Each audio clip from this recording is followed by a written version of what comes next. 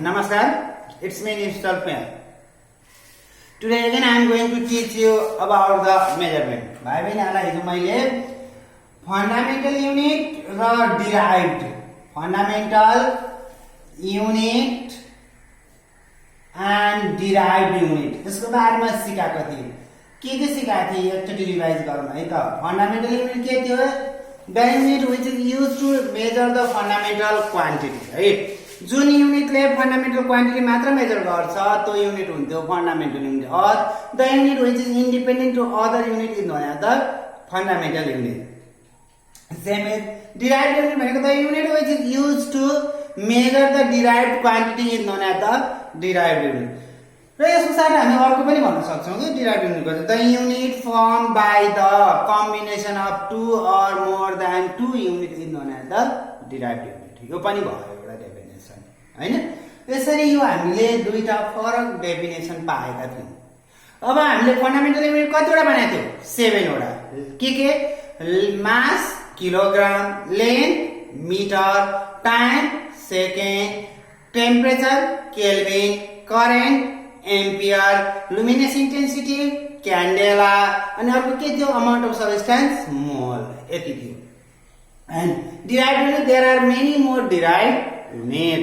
र त्यो भन्दा अगाडि हामी एउटा लोकल युनिट्सको बारेमा अलिकति डिस्क्राइब गरौँ न त। What is local unit? The unit used by the majority of the people.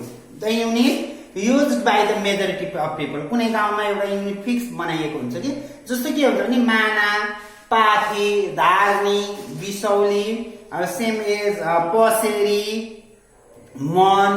अब we are in Terai region we use to say पसेरी मन हैन।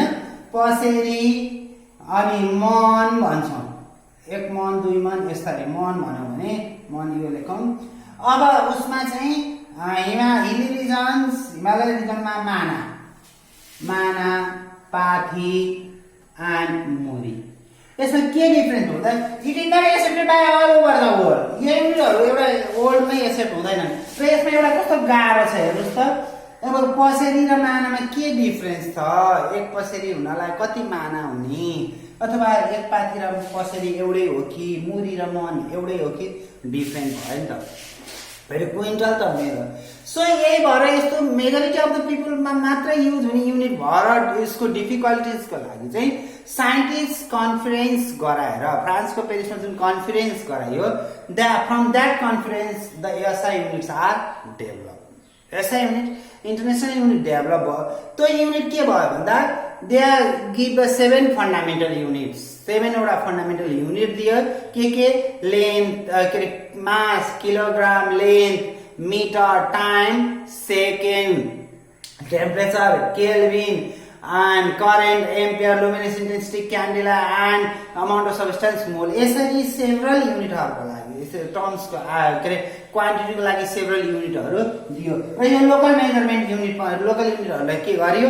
घटाउँदै गयो। जुन हाम्रो गाउँघरमा अहिले पनि छ, तर यो सबैतिर युजफुल भन्ने गरिँदैन। सो अब यसको लागि के भयो? एसआई युनिटको डेभलप भयो। Which unit? SI unit. SI unit the unit which is accepted in all over the world and made by the scientific conference हैन। यो युनिट सबैतिर एक्सेप्टेड हुन्छ। Its value cannot be change. Same as SI युनिटमा 1 kg छ भने 1 KG भयो। यहाँ चाहिँ माना वहाँ चाहिँ केजीमा कन्भर्ट गर्नु पनि यो झन्झट भएन। It's bring the uniformity in of measurement in all over the world. यसले सबैतिर मेजरमेन्टको युनिफर्मिटी ल्याइदियो। Same as there are several units to measure in the measurement। जस्तो के छ आज म यही कुरालाई तपाईहरुलाई डिस्क्राइब गर्छु। यो एसआई युनिट आयो which is accepted in all over the world and made by the scientific conference। Scientific conference यो बनाइयो अनि यो सबैतिर एक्सेप्टेड भयो। अनि यो extended form of MKS system पनि भयो। अब यसमा अर्को आयो एमकेएस सिस्टम, सीजीएस सिस्टम र एफपीएस सिस्टम। एमकेएस भन्ने बित्तिकै हेर्दा के होला? अब कन्फ्युज। अब यम भनेको के हो, के भनेको? अब म एउटा चिज लेख्छु ल, लेन्थ मास टाइम। अब m मिन्स लेन्थलाई मिटरमा, मासलाई किलोग्राममा र टाइमलाई सेकेन्डमा। हुन्छ यो फर्स्ट लेटर लेटर MKS यो भयो MKS। MKS को अब डेफिनेसन कसरी गर्न सकिन्छ भन्दा द सिस्टम अफ मेजरमेन्ट के भयो त the system of measurement in which the system of measurement in which length is measured in meter को m आयो, mass is measured in kilogram k and time is measured in second is known as the MKS system। MKS भनेको के रहेछ त लम्बाइलाई मिटरमा, मास पिण्डलाई किलोग्राममा र समयलाई केमा नापिनु पर्यो सेकेन्डमा। It is called the MKS system. यो MKS हो। यसलाई अर्को नामले पनि चिनिन्छ नि त भाइ बहिनीहरु। हेर्नुस् त यसको अर्को नाम हो मेट्रिक सिस्टम। यसलाई के भनिन्छ metric system. Metric means length is measured in metre, mass is measured in kilogram and time is measured in second. यो भयो मेट्रिक सिस्टम अफ मेजरमेन्ट। यो मेट्रिक सिस्टम भयो, it is accepted in all over the world भयो। अब यसमा त म 3 वटा लाएको छु। यसलाई extended form of SI unit पनि भनिन्छ। एसआई युनिटको फर्म हो। अब सेम एज MKS मेट्रिक पछि अब अर्को आयो CGS। MKS हाम्रो जेनरल भ्यालुहरु एसआई युनिटका भ्यालुहरु युज गरिन्छ भने त्यो भन्दा कम भ्यालुहरु युज गर्नुपर्छ। जस्तो CGS, C मिन्स सेन्टिमिटर। जस्तो सेन्टिमिटर केमा युज हुन्छ हाम्रो बुकहरु नाप्नु पर्यो भने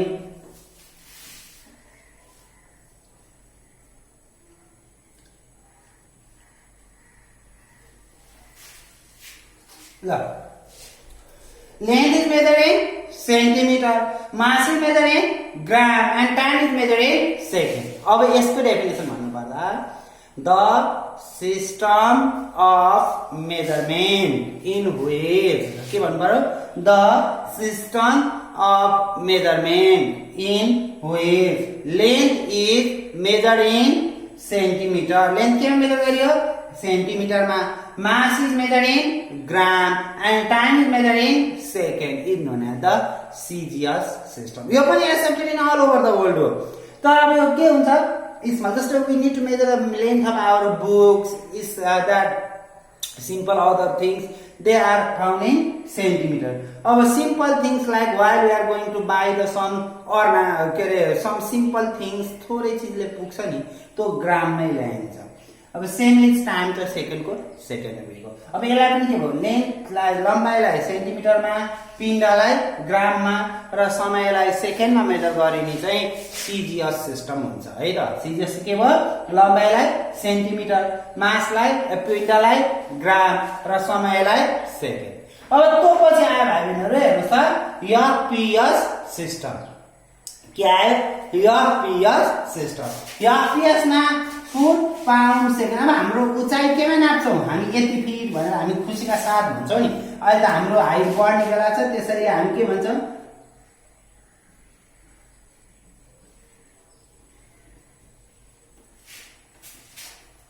ल CGS सिस्टम में FPS में द सिस्टम अफ मेजरमेन्ट। यो के भयो system of measurement in which length is measure in foot. लेन्थलाई फुटमा फिटमा मेजर गरे यति फिट उति फिट भन्छौं नि। हामी कहिले जग्गा पनि नाप्छौं, हाम्रो हाइट नाप्छौं, हाम्रो क्लासको लेन्थ नाप्छौं, यति फिट लामो भन्छौं नि। घरहरु बनाउँदा पनि फिट आउँछ। मासलाई पिण्डलाई पाउन्डमा जस्तो हामी ब्लडहरु दिँदाखेरि यति पाउन्ड ब्लड भन्छौं है। त्यसैगरी समयलाई केमा भयो सेकेन्डमा। सो यो भने length is measure in foot, mass is measure in pound and time is measured in second is known as the FPS system। अब हामीले आज के पढ्यौं भन्दा SI unit, MKS system, CGS system र FPS। एकचोटी म फेरि दोहोर्याउँछु है त।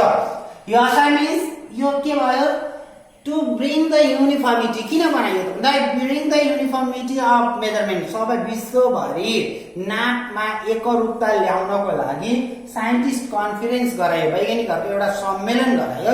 जुन सम्मेलनबाट एउटा निश्चित युनिटको स्थापना गर्यो जुन के थियो SI युनिट थियो है। Unit made by the scientist from the conference हो and which is accepted in all over the world। and there are how many SI units? SI unit त धेरैको छ तर SI के बनाइयो भने 7 वटा fundamental unit. what as length is measured in meter, mass is measured in kilogram, time is measured in second, current is measured in ampere, temperature is measured in Kelvin, luminous intensity, candle, and that amount of substance mole. यसरी 7 वटा fundamental unit बनाएपछि अरु unit निकालियो. Semi MKS system भनेको के भयो त? The system of measurement. The system of measurement in which length is measured in metre, mass is measured in kilogram, and time is measured in second. भयो. लम्बाइलाई केमा? मिटरमा, पिण्डलाई किलोग्राममा र समयलाई सेकेन्डमा. यो भयो एमकेएस सिस्टम. अब CGS system, the system of measurement के भयो त? The system of measurement in which length is measured in centimetre. सेन्टिमिटरमा लेन्थलाई मेजर गरियो, मासलाई केमा? ग्राममा, र समयलाई केमा? सेकेन्डमा. Length is measured in centimetre, mass is measured in gram, and time is measured in second. भयो. अब FPS system, the system of measurement in which length is measured in foot, mass is measured in pound, and time is measured in second. यसरी हामीले different system of measurement को बारेमा पढ्यौं है. लम्बाइलाई फुटमा, पिण्डलाई पाउन्डमा, समयलाई सेकेन्डमा. यो एफपीएस हुँदो रहेछ. लम्बाइलाई सेन्टिमिटर, पिण्डलाई ग्राम, समय सेकेन्ड. सीजीएस. अब फेरि FPS, length is measured in foot, mass in pound, and time is measured in second. लम्बाइलाई फुटमा, मास पिण्डलाई पाउन्डमा, समयलाई सेकेन्डमा. यो भयो एफपीएस. अब त्यसपछि भाइ बहिनीहरु, अब हामीले पढ्ने चीजहरुमा लम्बाइ भन्यौ, व्हाट इज लेन्थ. अब यो लेन्थ भनेको चाहिँ के होला त? What is length? लेन्थ भनेको के होला? अब जस्तो मैले यहाँ एउटा पोइन्ट बनाए, यहाँ एउटा पोइन्ट बनाए, यो के हो? लेन्थ भयो. अब यसमा यो र यो जोडियो भने डिस्टेन्स भयो नि. यहाँदेखिको यहाँसम्मको डिस्टेन्सलाई हामी के भन्छ? लेन्थ अथवा लम्बाइ. लम्बाइ भनेको the distance between two point is known as the length. के भयो? The distance between two point is known as the length. है त. अब लेन्थको एसआई युनिट के थियो? मिटर. सीजीएस युनिट सेन्टिमिटर, र एफपीएस के थियो? FPS unit foot. है. ल भाइ बहिनीहरु, आज मैले भाइ बहिनीहरुलाई एउटा चीज भनेको छुइनँ, इम्पोर्टेन्स अफ एसआई युनिट्स. अलिकति भाइ बहिनीहरुले यसको बारेमा आफूले खोजी गर्नु होला. I will explain in next class about importance. अघि मैले भनिसके एउटा चाहिँ it brings the uniformity of measurement in all over the world. अब यसैको बेसिसमा रहेर भाइ बहिनीहरुले मलाई खोज्नुहुन्छ भने पक्का लागेको छ. यसले नापमा एकरूपता ल्याएको छ एसआई भने अरु के इम्पोर्टेन्ट हुन सक्छ त? So it's your duty. And today little much I am only describe about length. Length भने के भयो त? Distance between two point. दुईवटा बिन्दु बीचको दूरी नै लम्बाइ हो है. Its SI unit is meter. यसको SI unit के भयो? Meter. CGS unit centimetre, and FPS unit foot. अब यसमा 1 मिटर भन्ने हुन्छ. अब 1 मिटर फेरि 1 मिटर को and time and mass we will learn tomorrow's class, and hope you understand better today. Thank you so much for today. भाइ बहिनीहरुले importance of measurement चाहिँ ल्याउनुहुन्छ भन्ने मलाई लागेको छ. Thanks for today and hope you understand. Thank you so much.